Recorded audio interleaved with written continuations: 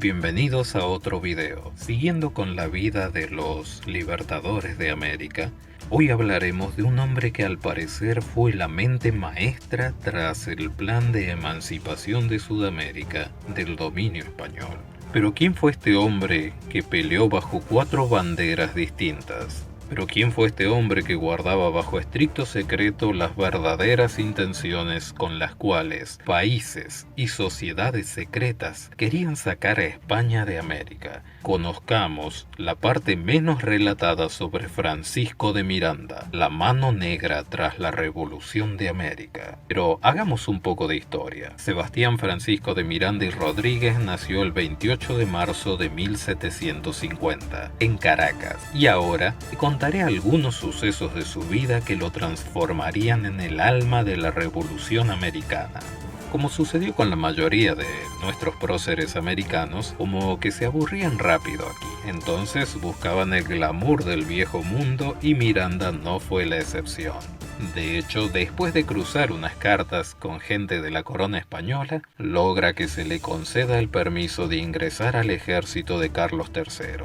Allí se embarca para Cádiz un 25 de enero de 1771, con 21 añitos encima. Un escritor español cuenta que aparentemente el joven Miranda aprovechó el viaje para meter de contrabando en España la poco disimulable cantidad de 1 tonelada de cacao, que era el principal producto cultivado por su familia. Algunos no llamarían a esto un contrabando, sino más bien un ahorro en intermediarios. Ya con el dineruco de la venta, Francisco decidió salir de shopping, como haríamos cualquiera de nosotros si fuéramos de viaje, y obviamente entre los artículos principales de sus compras estuvieron ropa, alhajas, etc. Pero un objeto que nos llama la atención porque describe a la persona detrás del personaje es el hecho de que Miranda aprovechó el viaje para comprar varios libros con los que poder aprender más sobre la historia de España. Muchos de estos libros estaban prohibidos por la Inquisición, la cual en aquel tiempo tenía mucho poder en Europa. Esto le traería problemas, obviamente, pero eso lo veremos más tarde. Realmente estamos hablando de un verdadero hombre ilustrado. Y para los que se quejan de la discriminación, miren lo que tuvo que hacer Miranda. Para poder ingresar en el ejército del rey, el venezolano debió presentar un certificado que acreditaba su pureza de sangre. Ustedes dirán, pero si era negro o mulato se notaría, ¿no? ¿Para qué un certificado?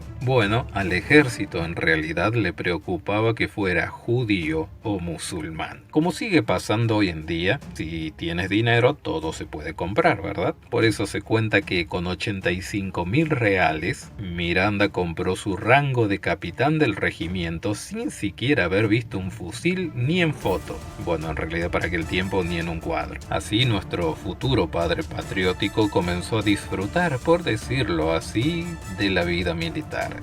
De hecho, fue muy activo el muchacho en esta faceta de su vida. Como dice mi madre, tenía hormigas en el trasero, pues el hombre no se quedaba quieto. Por ejemplo, combatió en Melilla frente a los marroquíes y luego partió de expedición contra Argel en 1775, donde el ejército español no mostró su mejor versión que digamos. Después de esto, aburrido del suelo europeo, vino a espadear por América en lo que tiempo después serían los Estados Unidos. Así se le cuenta entre los hombres que tomaron el fuerte inglés de Pensacola. El papel que tuvo esta batalla en las condiciones políticas de América del Norte fueron decisivas para la emancipación del sur del continente. Y al parecer Miranda vio en esta situación un fortalecimiento de las posiciones independentistas del resto del continente. Pero nuestro hombre tuvo que enfrentar un par de peripecias más. Luego de la batalla de Pensacola, Miranda fue ascendido a teniente coronel y enviado a Jamaica, la cual para ese momento estaba bajo dominio inglés. Se dice que la misión de Miranda era hacer un intercambio de prisioneros. Sin embargo, la verdadera intención de Miranda era actuar como espía,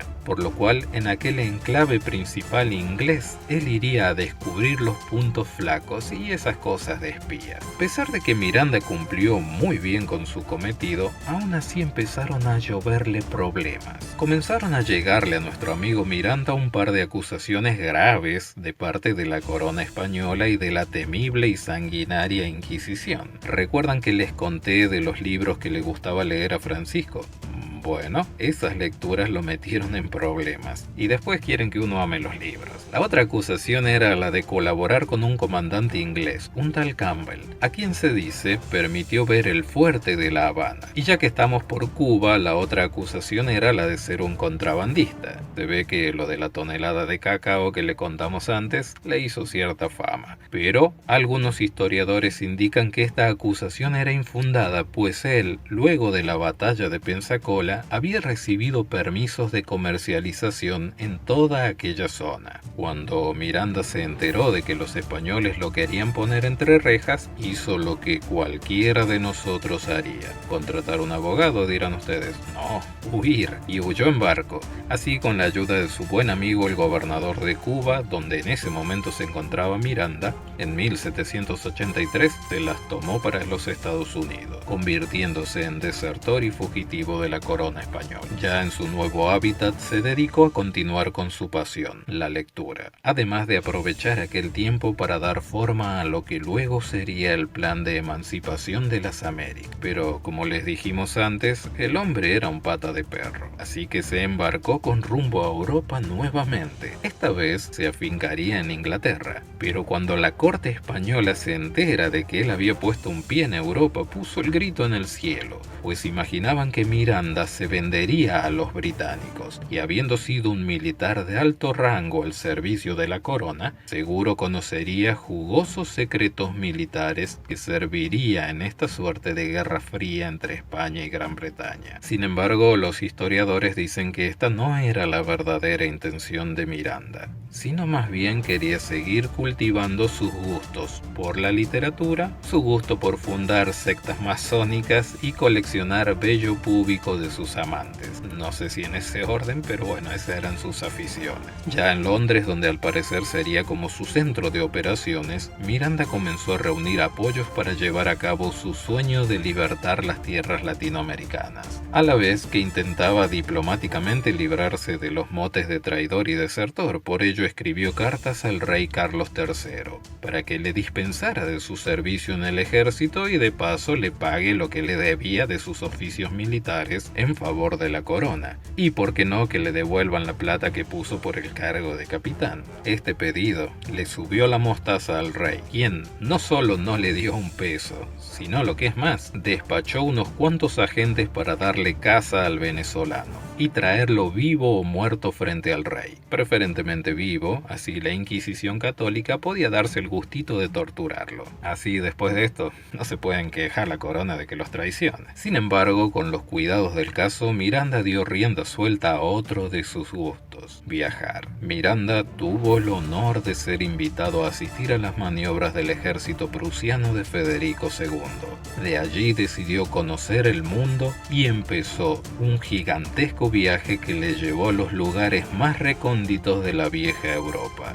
llegando hasta Rusia, y allí en Rusia a los brazos de Catalina la Grande, de quien se dice era amante, que por la fama de esta señora no sería raro, ya que se cuenta que no dejaba títere con cabeza. Fiel a su estilo de hombre inquieto, Miranda se dirigió a Francia, donde la revolución había calado hondo y se respiraban vientos de cambio. Arribó en 1792 y apenas en un mes, su carácter abierto y su conocimiento del idioma le hicieron ganarse multitud de amigos en las altas esferas, e incluso consiguió un puesto como militar, llegando a ejercer como mariscal de campo del ejército revolucionario, donde se desempeñó de manera notable en varios combates trascendentales, como por ejemplo el de Valmy, que aseguró la continuidad de la República en tierras galas. Sin embargo, el pobre Francisco parece que tenía un imán para las conspiraciones, pues nuevamente es acusado de traición. Este hombre, la verdad, que coleccionaba acusaciones, pues parece que además de la acusación de la corona española, ahora había que sumarle una de parte de los franceses. Sin embargo, quizás el carácter amigable innegable de Miranda que al no importarle los límites geográficos tenía amigos por todos lados. Entonces esa intimidad con personas de naciones o bandos enemigos lo hacía sospechoso de traidor. Aunque algunas fuentes dicen que la acusación era más bien un desaire personal hacia la figura del venezolano. Pero imaginen que la revolución estaba fresquita en Francia. Por eso los muchachos no estaban con mucha tolerancia a las sospechas y a las maquinaciones. Así que llamaron a declarar a nuestro protagonista para que pueda dar su versión de aquel suceso por allá por el 28 de marzo de 1793. Aunque aquel día fue absuelto, no tuvo tiempo de descorchar para el festejo, pues durante las luchas internas entre los jacobinos y los girondinos, dos bandos que querían hacerse del poder luego de la revolución, fue capturado y metido en prisión durante 2 años. Como era un general girondino, fue apresado por los jacobinos. Cuentan que mantuvo su cabeza pegada al cuerpo solo de milagro, pues para aquella época los galos le habían tomado el gustito al uso de la guillotina. Finalmente, tras 24 meses de prisión, logró convencer a un jurado de que era inocente de las acusaciones y así consigue la libertad. Inmediatamente, viendo que aquel lugar ya no era muy seguro para él, vuelve a su querido Londres, donde siguió sus tramas para la liberación de América. Así, luego de varias desavenencias, primeros intentos frustrados de tomar su amada Venezuela, batalla ganada por aquí, batalla perdida por allá,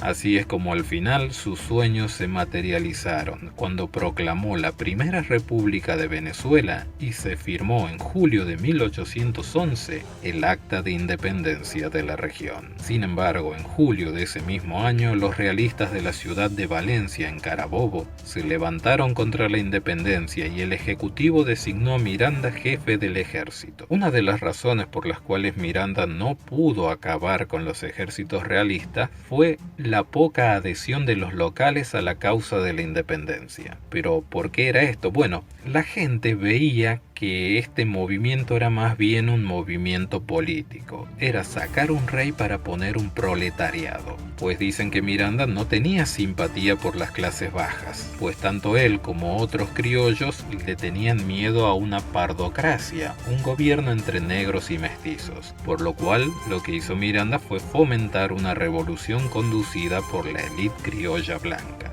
Las cosas no terminarían bien para el pobre Miranda en estas condiciones. Luego de que él aceptara una capitulación frente a las fuerzas realistas que buscaban restablecer el control monárquico sobre Venezuela, allí en ese acto comienza la caída en desgracia de nuestro personaje. Así, durante la noche del 30 al 31 de julio a las 3 de la mañana, un grupo de militares y civiles, entre los cuales se encuentran el mismo Bolívar y Miguel Peña, arrestaron a Miranda, por lo cual, así como no habían servido de nada los años que combatió junto a la corona española, para que después lo declaren enemigo número 1 del país, ahora tampoco sirvió de nada que llevara años y años luchando por la independencia de Hispanoamérica. A principios de enero de 1814 fue encerrado en un calabozo del fuerte de las Cuatro Torres, en el arsenal de la Carraca, cerca de Cádiz, aislado del mundo exterior.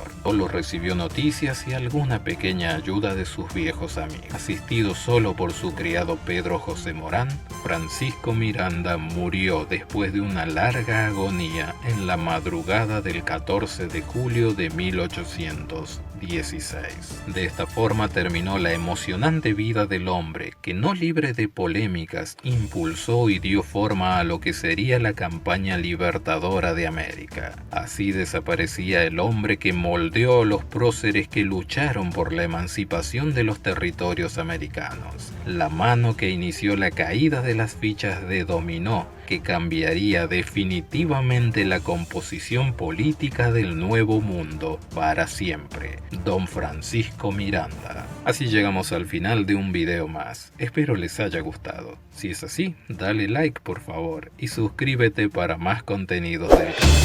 Hasta siempre y gracias.